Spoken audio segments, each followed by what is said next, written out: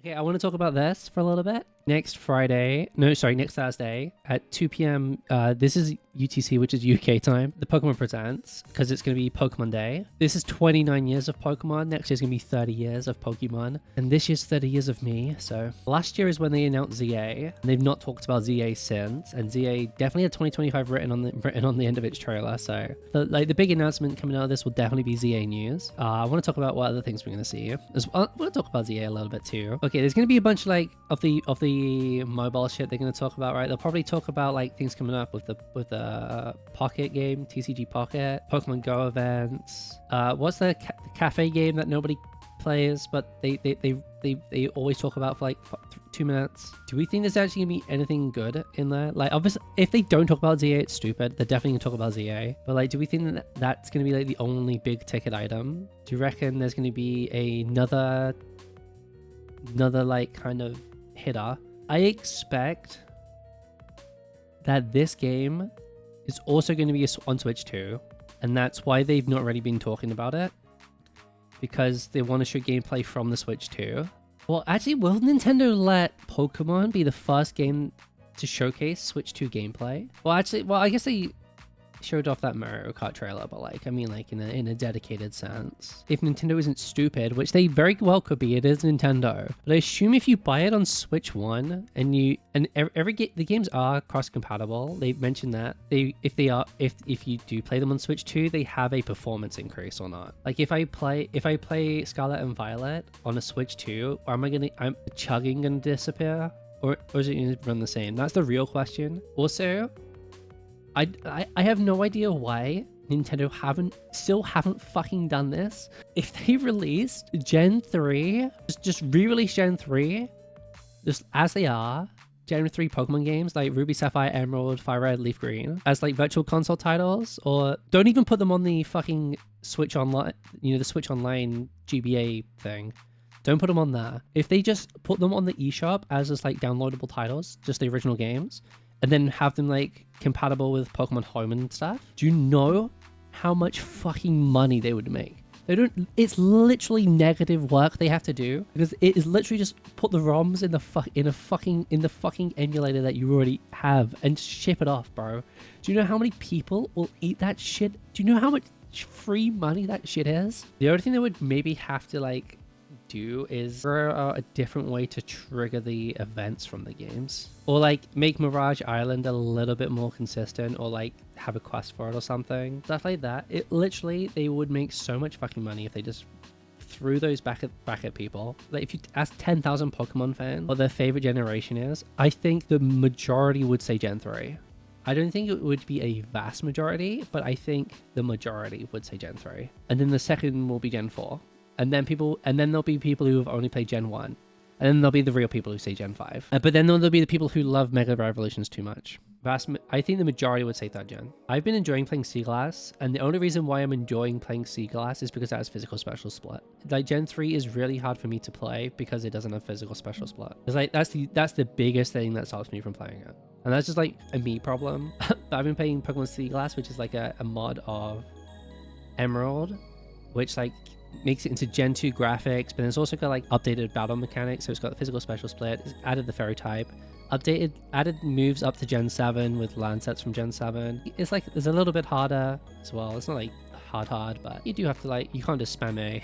Like the main rumors are like the main other rumor is Gen 5 remakes. That rumor started when Gen 4 remakes came out, and that rumor is going to happen until it is announced. Like it's going to happen at some point. But it's just whether it's going to be now or next year. I don't know. I love Gen 5. Gen 5 is my favorite. The only thing Gen 5 is missing is fairy type, IMO. Literally the only thing it's missing. I love Gen 5 so much. I love the art in Gen 5. I love the animations, like the little animated sprites. And I like 99% of the Pokemon designs from that gen. Yeah, I think it's fucking phenomenal. I just hope they don't fuck it. That game is the prettiest Pokemon game, and I don't want them to BDSP it.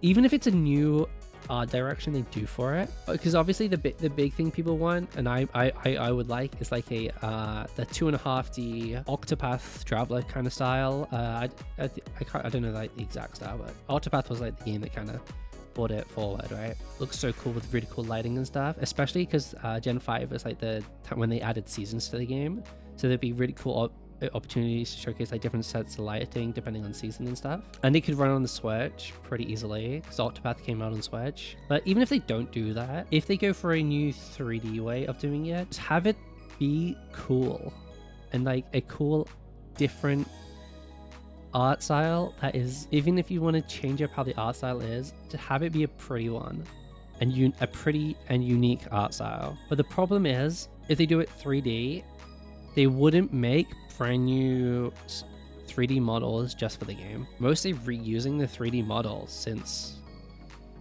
they made them in X and Y. Like they updated the textures on a bunch of them in Gen 9, but I think the models are actually mostly all the same. Maybe they did something for Pokemon Snap, but I have no idea. Let me know if they did change the sprite, the model, if they did make new models for Pokemon Snap, but the new Pokemon Snap, obviously. And if they do it, find a cool way to fuse both games together. And if they do it, challenge mode has to be in the fucking game, okay? The one time we had a hard mode, bro. And next year it will be 30 years. So I think a remake might be better for a 30-year announcement. But no, actually, I think, isn't next year going to be... I think next year's actually Gen 10 launch. Wait, when did Scarlet Vita come out? It's 22, right? Yeah, I think next year's actually going to be Gen 10. So actually... if it is a remake, it's this year. If it's not, it's gonna be like 3 years.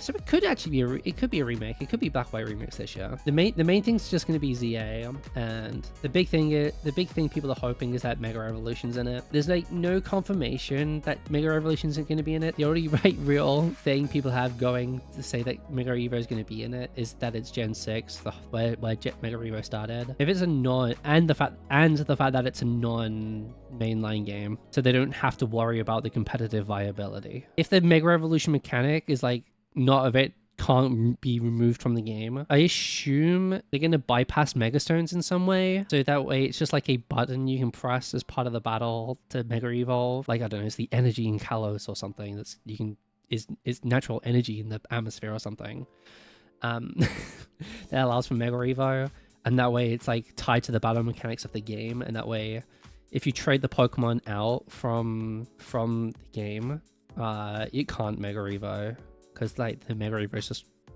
is like tied to the game. That's why Mega Evos don't exist anymore. It's because they were really fucking strong, and they were limited to like what, 30 Pokemon or something. So if you didn't have one of the 30 Pokemon that could Mega Evolve, I don't know the exact number. It's not that many though. If you didn't have one of the 30 Mega Pokemon, you fucking yourself over. It leads to everything being samey, and it leads for like less creativity. That's why I don't like Mega Evos. If every Pokemon line had a Mega Evo, I think it would be really fucking cool, but they don't. So that way it's unbalanced and unfair. And it sucks even more because my favorite Pokemon got a Mega Evo, and it got the fucking worst one of them all. I'm sorry, Ampharos, I love you, bro, but you actually got the worst Mega Evo. Hopefully we get to see some new forms of Pokemon, and if they do Mega Evos, the big thing is like kind of give the Kalos starters Mega Evos, because they never actually had them. Unless you count Ash Greninja as like a semi. It has a form change which boosts its stats. So it's kind of like a semi Mega Evo.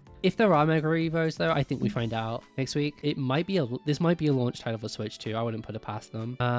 Or like launch window. We haven't actually got the release date on the Switch 2 yet, have we? We've already got like they're doing some events, like some hands-on events and stuff, like in April. Yeah, I think we definitely find out what the starters are going to be. Like, there's nothing you can really predict in these Pokemon Presents. For this next week, right, there's going to be 20,000 people posting 4chan threads around with different people saying different shit. This happens every fucking Pokemon cycle.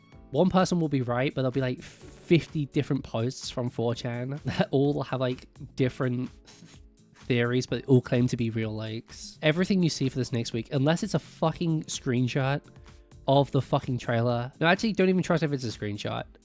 Unless it's the whole fucking trailer being leaked. Okay, don't trust it. The cool thing about Legends Arceus was it was just about catching Pokemon and without having to, you know, skip the battles, and it felt like more like an RPG. So I hope it keeps that like that there's this that discovery aspect that like Legends Arceus kind of reintroduced back in.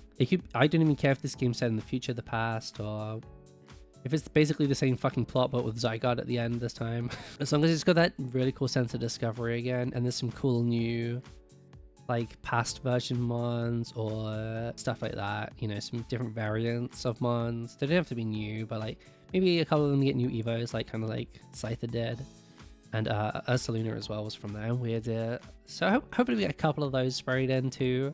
A couple of new Evo forms. And if there are Megas, give the fucking Gen 6 starters their Megas. It's crazy how they gave Gen 1 Megas and Gen 6 and not Gen 6 Pokemon. That's crazy. If they do like the mix match of starters again, they would have to give them Megas for their alternate form. That would probably mean that the starters aren't going to be Pokemon that already have Megas. So no Gen 1s or 3s. And probably not Gen 6s. But maybe with the option of getting Gen 6 later. Because in Gen 6 you get the Gen 6 starters, but then you also get a second starter like after you do once you get to Lumiose, right? And you beat the Professor.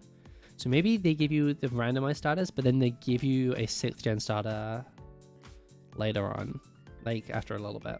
I don't know. If you guys have any things you want to see, let me know. We'll be watching it live on stream, okay? So subs to the YouTube. We'll be multicasting here on the YouTube, okay? So you don't even have to go far, okay?